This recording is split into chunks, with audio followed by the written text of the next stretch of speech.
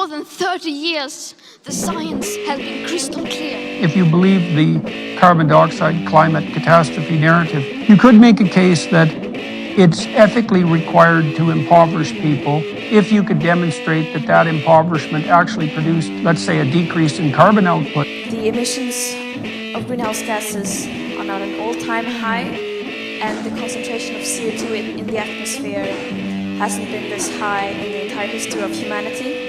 That certainly isn't what's happened in Germany, since Germany's gone madly green. In fact, their energy production is much less efficient than it was 10 years ago, and it's 5 times as expensive, and it pollutes far more. How dare you continue to look away?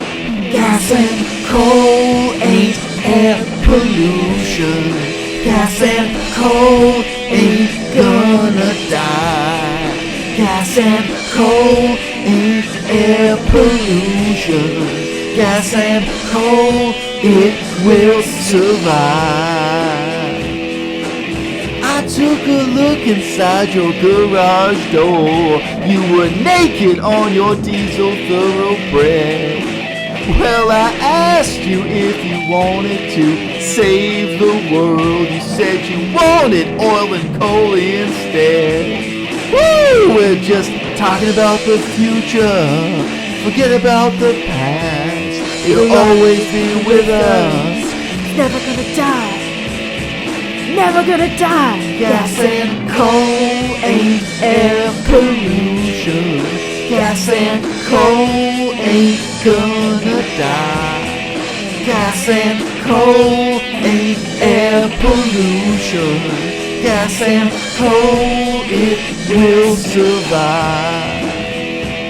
You know, maybe if you increase child nutrition enough and you produce another, I don't know, 10 million geniuses as a consequence of that, and maybe one of them will figure out what to do about global warming. Well, I'm serious about that, you know? Whatever the environment is. You know, the environment. I don't even know what that is. That's everything. The environment. I'm concerned about the environment. How is that different than saying I'm worried about everything? How are those statements different? And we're not going to do a damn thing about it either. So it doesn't really matter. So, well, what are we going to do? You're going to stop having heat? You're going to stop having electricity? You're going to stop driving your cars? You're going to stop taking trains? It's like, you're going to stop using your iPhones? You're not going to do any of that. And no wonder. So, no.